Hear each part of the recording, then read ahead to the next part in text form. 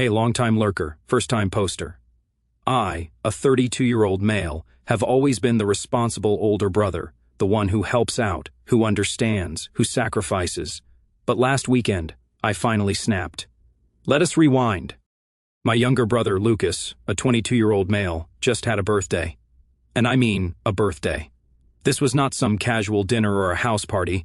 No, my parents booked out a private room in an upscale restaurant, hired a photographer, flew in a custom cake from another city, and even had a champagne tower. For a guy who still lives with our parents and has never had a job longer than 6 months. But hey, whatever. It is his birthday. I was not even that mad until I remembered my own 22nd birthday. Flashback, my birthday versus his. When I turned 22, I was finishing college, working 2 jobs to pay for tuition, and basically surviving on caffeine and stress. My parents got me a bouquet of flowers. That is it. No party, no dinner, not even a cake. Just a tiny bouquet of half-assed flowers from a grocery store. At the time, I did not complain. I thought, money is tight, I get it. Well, apparently money is not tight when it comes to Lucas. That is how I found out I was just the family ATM. I was not even invited properly. My mom sent me this half-assed text 2 days before the event. Lucas's birthday dinner is on Saturday, 6 p.m. Wear something nice and bring a gift. That was it. Not, we would love to see you. Not, hope you can make it. Just an order, like I was an Uber Eats driver. I should have known something was off, but like the foolish older brother I am, I still showed up. And that is when it hit me. I walked into the restaurant, looked around, and realized they did not even save me a seat. Oh, just stand somewhere, I thought. The place was packed, friends, extended family, people I barely recognized, but no chair for me. I walked up to my mom. Where am I sitting? She barely looked up from her phone. Oh, just squeeze in somewhere or maybe stand for a bit, she said. I blinked. Stand? We did not know if you were actually coming, she added. I just stood there, processing. They assumed I would not come, but still expected a gift from me. Lucas, meanwhile, was chilling at the head of the table, grinning while people handed him envelopes with cash. When he finally noticed me, he smirked. Oh, hey. You did not forget my gift, right? He said. I clenched my jaw. Nice to see you too, I replied. He just shrugged. Well, what did you get me, he asked. Not glad you are here, brother. Not thanks for coming. Just give me my stuff. I should have left. I almost did, but I figured, forget it. I will eat, say hi to some people, and bounce. But then the package arrived. Just as the waiter started clearing the plates, a delivery guy walked into the restaurant, pushing a massive box on a dolly. Everyone went silent. The guests, my parents, Lucas, all of them turned to stare as the guy wheeled it straight into the private dining room. He looked around. I have a delivery for Nicholas, he announced.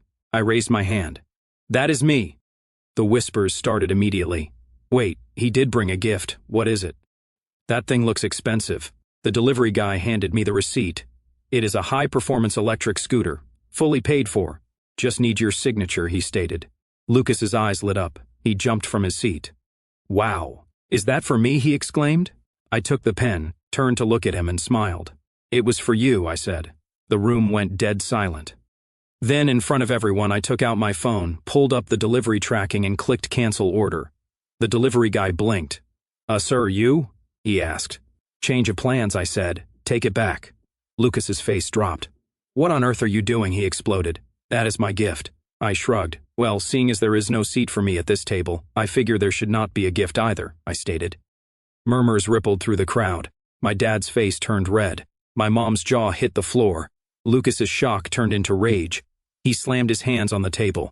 You are humiliating me in front of everyone, he yelled. I tilted my head. Oh, kind of like how you humiliated me by not even bothering to save me a seat, I retorted.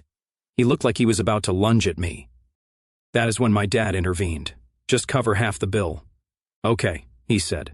My dad, ever the peacemaker, except when it involves actual fairness, slid the bill toward me. Well, since you did not give him the scooter, you can at least help with dinner. Just cover half, sweetheart, he urged. I looked down.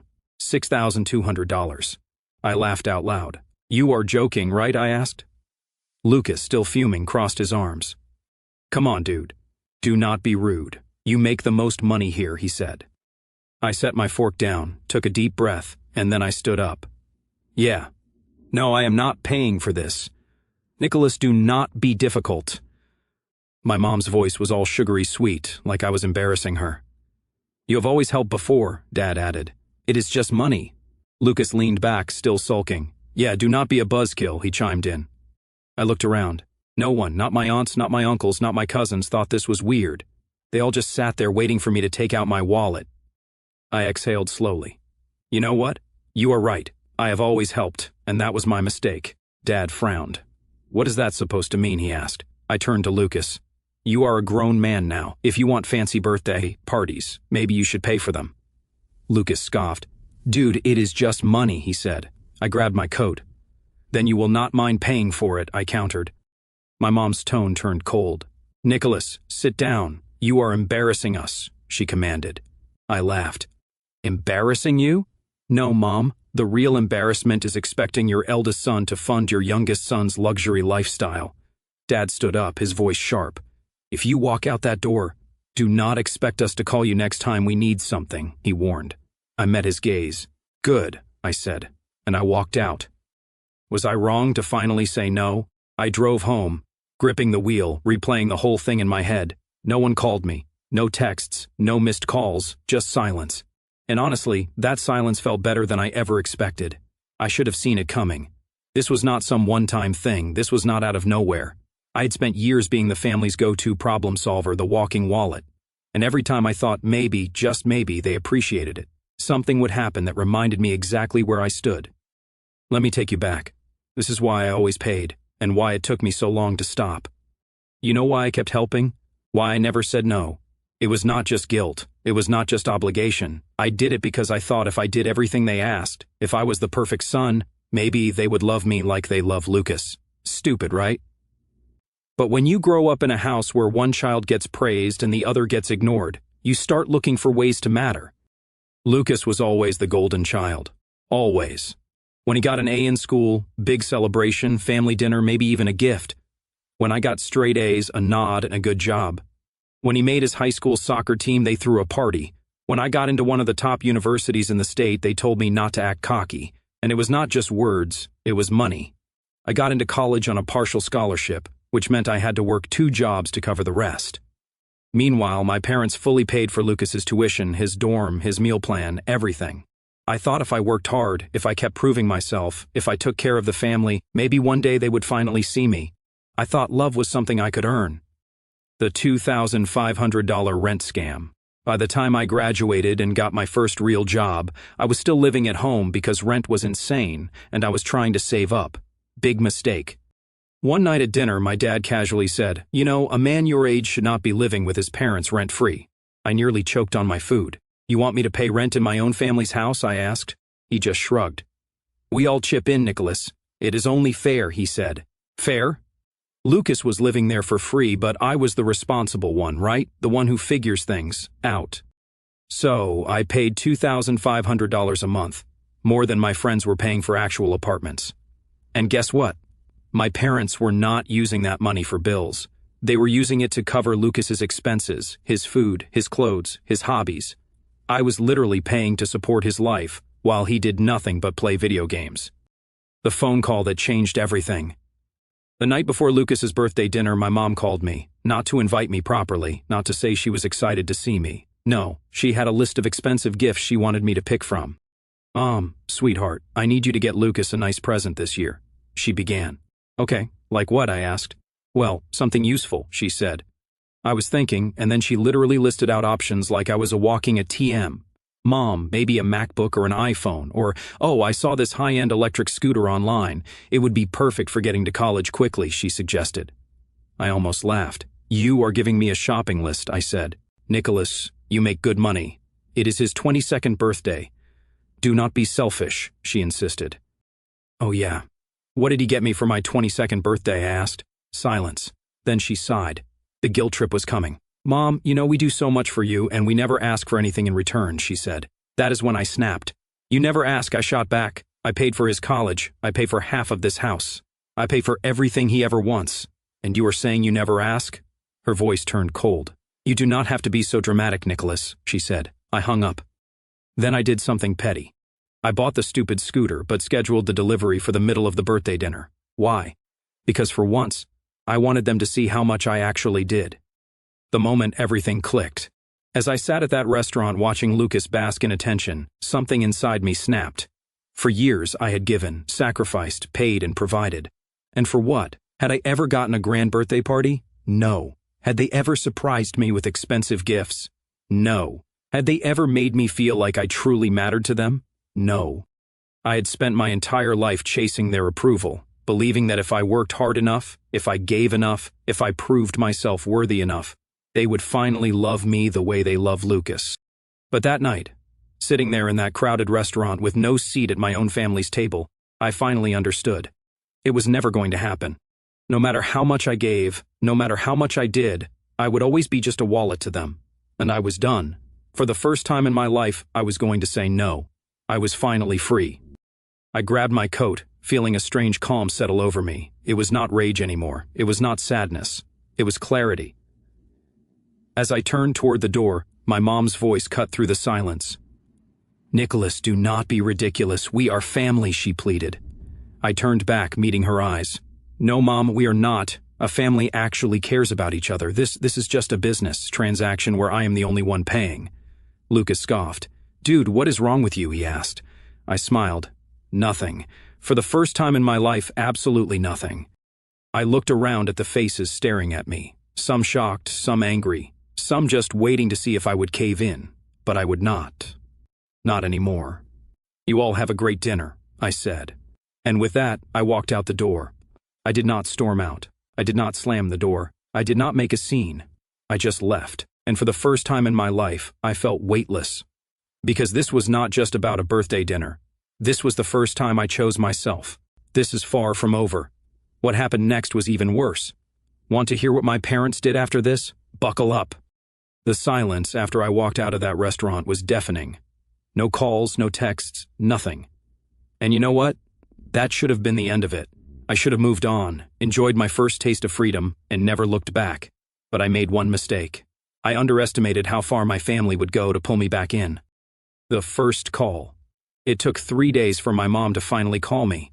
I was at work when my phone buzzed, her name flashing on the screen. I let it ring. 1 minute later, a text popped up. "Nicholas, we need to talk. Please do not ignore your family." I ignored it. 2 hours later, another text. "We are having dinner tonight at home. Your father wants to see you." I knew what this was. Damage control. They were not sorry. They were not calling because they missed me. They just needed me to keep playing my role. I stared at the message for a long time before finally typing back, "Fine, I will be there." That apology that was not really an apology. When I walked into my parents' house that night, I could tell they had planned this carefully. The table was already set. My mom had made my favorite meal. My dad was sitting in his usual spot, looking like he was about to deliver some wise fatherly speech. Lucas was there too, sitting with his arms crossed, glaring at me like I was the problem. I sat down, arms crossed. "All right," I said. "You wanted to talk?" My mom gave me this soft, sad look, the kind she used when she wanted me to feel guilty. "Honey," she said, "we just do not understand what happened the other night. That was not like you." I laughed. "Not like me? You mean not like the version of me that always pays and never complains?" I asked. Dad sighed like I was being difficult.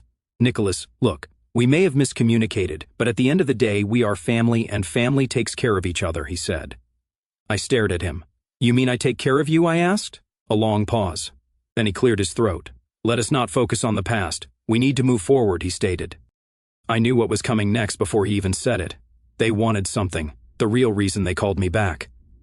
"We have been talking," Mom said carefully, "and we think we found a way to make things right." I raised an eyebrow. "Oh," I said. She smiled.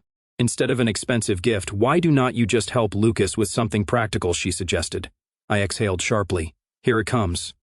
His apartment lease is ending soon," Dad said. "And, well, you have that new condo you are fixing up." I blinked.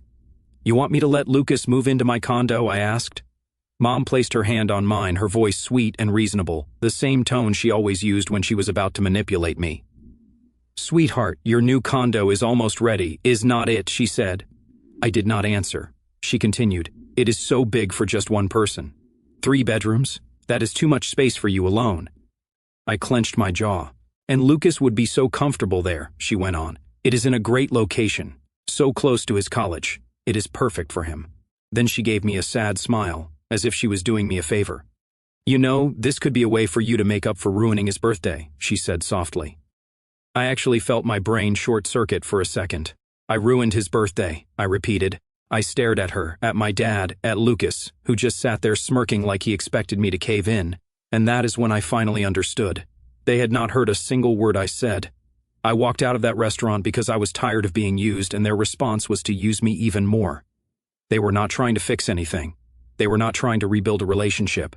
They just wanted me to keep paying. The moment I snapped, I pulled my hand away from my mom's. "Let me get this straight," I said. "I tell you, I am tired of being treated like a wallet, and your solution is to let Lucas move into my home, rent-free, because 3 bedrooms is too much space for me," I stated. Mom sighed. "Nicholas, do not be so dramatic," she said. I slammed my hand on the table. "No, you do not get to say that," I said. "You do not get to act like this is normal." I turned to Lucas. "For years I have paid for your stuff, college bills, a regular pickup truck, and not once have you ever been grateful."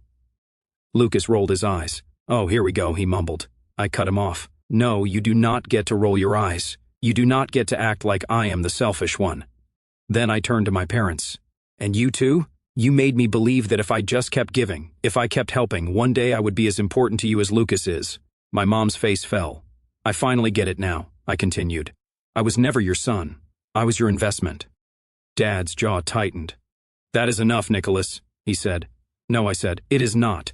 I stood up, shoving my chair back. "I am done being the responsible one. I am done being your safety net. I am done with all of you." The final explosion. Dad slammed his hand on the table. "If you walk out that door, you are not coming back," he declared. Lucas smirked. "Good. About time," he added. I looked at them. Really looked at them and felt nothing. No sadness, no guilt, just relief. "Perfect," I said, and I walked out. I did not slam the door, I did not yell, I just left. And this time, I knew I was not coming back. I thought that was the end. I was wrong, because a few months later my parents called me again. And this time, they were not asking me for a favor. They were begging. Want to hear what happened next? Buckle up. The first few weeks without them. At first, I expected the silence. I knew my family. They were not the type to come running after me. No, they were waiting for me to come crawling back. They thought I would feel guilty. They thought I would start missing them. They thought wrong, because for the first time in my life I felt free. No more surprise bills, no more guilt trips, no more feeling like I owed them something just because I existed. I moved into my condo which I paid for with my money, and every single morning I woke up in my own space with my own rules, and I felt lighter. Lucas, meanwhile, he moved back in with my parents. I did not reach out, I did not ask how he was doing, but I heard things. And let us just say things were not going well. Life without me was not as easy as they expected. Without me paying the bills, my parents started struggling fast. Lucas had to actually start contributing to the household. And let us just say he was not thrilled. Apparently, he got a job, a part-time job at a coffee shop, and within 2 weeks, he quit. I heard from a mutual friend that he complained constantly about how unfair it was that he had to work. Meanwhile, I was flourishing. With no one draining my money, I was saving like crazy. I started traveling. I upgraded my car. I was living for myself for the first time ever, and I was happier than I had ever been. Then, 6 months after I walked out of that house for good, they called me. The call I knew was coming. It was a Sunday afternoon. I was at home reading when my phone buzzed. "Mom," the screen read. I stared at the screen for a long time before picking up. I did not say anything at first.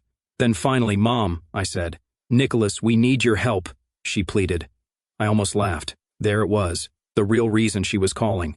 Not because she missed me. Not because she wanted to make amends. No, she needed something. I leaned back in my chair. "Oh, with what?" I asked. She hesitated. "It is about Lucas," she finally said. Of course it was. I did not say anything. She took that as a sign to keep going. "He wants to open his own coffee shop," she said, "but he needs some financial help to get started." I closed my eyes and took a deep breath. Unbelievable. After everything, after I walked away, after I made it crystal clear that I was done, they still thought I was going to fund his life. And why exactly would I do that, I asked. She sighed. "Nicholas, do not be like this. We are family," she said. I almost laughed. "Oh, now we are family," I said. "How much does he need?" I asked. Mom hesitated. $60,000. I nearly choked. $60,000? They were insane. The deal I offered them that broke them completely. I was about to tell her to leave me alone, but then an idea hit me, a petty, brilliant idea. "All right, I will give him the money," I said. Mom gasped, clearly not expecting that answer. "Oh, sweetheart, that is so wonderful," she gushed. "But on one condition," I added. Silence. "I will give him the full $60,000 interest-free. But if he does not pay me back within 1 year, the house becomes mine." The silence on the other end of the line was delicious. Then finally Mom spoke. "Nicholas, you cannot be serious," she said. "Oh, I am dead serious," I replied. She stammered. "That house, that is our home," she cried. I smiled. "Exactly. And my money is my money." She was quiet for a long time. Then, voice shaking, she said, "If that is your condition, then we have no son." I nodded, even though she could not see me. "Sounds good to me," I said, and I hung up. I sat there for a moment, staring at my phone. And you know what? I felt nothing. No guilt, no sadness, just peace. Because I finally knew. The final part. Lucas did not get his coffee shop. 3 months later, he racked up so much debt that my parents had to sell the house anyway. I did not find out from them. I found out from my cousin Emily, who texted me. "Just thought you should know. Mom and Dad are moving." "Lucas screwed them over," she wrote. I stared at the message for a long time. Then I put my phone down and I went back to living my life because for the first time ever, I was free. It has been 1 year since I last spoke to my parents. 1 year since I walked out of that house and chose myself for the first time ever. I thought it would be harder. I thought I would feel guilt, sadness, regret. But you know what? I do not feel any of that. I feel peace. My life now. I wake up every morning in my own condo, in a space that belongs to me and only me. I travel whenever I want. I spend my money on my own future, not someone else's. I make choices for myself without worrying about what my family will think, and for the first time ever, I feel like I am actually living. Lucas, from what I have heard, he is still struggling. He still jumps from job to job. He still expects others to bail him out. And worst of all, my parents still enable him. It is like nothing has changed for them. But that is the thing, I am not part of their cycle anymore. The final message I received from them. A few weeks ago, I got a message from an unknown number. It was my dad. "We are moving out of the house. Your mother is heartbroken. I hope you are happy," the message read. I stared at it for a while and then I deleted it. No response, no second thoughts because I owe them nothing. Not after everything they did. Not after a lifetime of being treated like an ATM instead of a son. And for the first time, I know I do not have to feel guilty for choosing myself. So was I wrong for walking away? 1 year ago, I might have wondered. I might have second-guessed myself. But now I know I did the only thing I could have done. Because family is not about obligation. It is about love, respect, and mutual care. And if those things do not exist, then sometimes the best thing you can do is walk away and never look back. As I sit here and remember it all, I feel a strange mix of relief and quiet sorrow, like finally closing a book I've been forcing myself to read for 32 years. For so long, I believed love from my parents was something I had to earn, through good grades, through sacrifices, through money. I told myself that if I just gave enough, helped enough, proved myself useful enough, one day they would look at me the way they looked at Lucas, with pride, with warmth, without calculation. But that night at the restaurant, standing there with no seat saved for me, watching my little brother bask in attention I never received, something inside me finally broke, not in anger, but in clarity. I realized I had been chasing an illusion. Their affection wasn't conditional, it simply didn't exist for me in the way I needed. I wasn't their son. I was their safety net, their ATM, the responsible one who would always pick up the pieces so they could keep spoiling the golden child. When they later demanded I sign over my apartment, my home, the one thing I'd built entirely on my own, just so Lucas could live comfortably while I continued to pay for everything, I felt nothing but exhaustion. No rage, no tears. Just a deep, bone-tired certainty that this would never end unless I ended it, so I refused. I walked away. And for the first time in my life, I chose myself. People keep asking if I feel guilty. I don't. Not anymore. The guilt used to live in my chest like a constant weight. Every time I paid a bill for Lucas, every time I worked extra shifts while he partied, every time I swallowed my hurt because family helps each other. But now that weight is gone. In its place is peace. Quiet, steady peace. I don't hate them. I pity them in a way. They lost their house because they couldn't stop enabling Lucas's irresponsibility once I stopped funding it. They're still trapped in the same cycle, still waiting for someone else to rescue them. But I'm not angry. I'm free. Today, I wake up in my condo, mine, truly mine, and I feel something I never felt growing up: safety, belonging, the knowledge that my space, my time, my money, my life are mine to shape. I travel when I want. I save for my future. I build relationships with people who see me, not what I can provide. Walking away wasn't easy. It hurt to accept that the family I wanted never really existed. But staying would have hurt more. It would have meant erasing myself completely. So I chose to stop disappearing. I chose to matter to myself. And in the silence they left behind, no calls, no apologies, no acknowledgement, I finally found my own voice. I'm not the villain for refusing to be used. I'm not selfish for wanting respect. I'm just a man who finally stopped begging for love that was never coming, and started giving it to the one person who deserved it all along.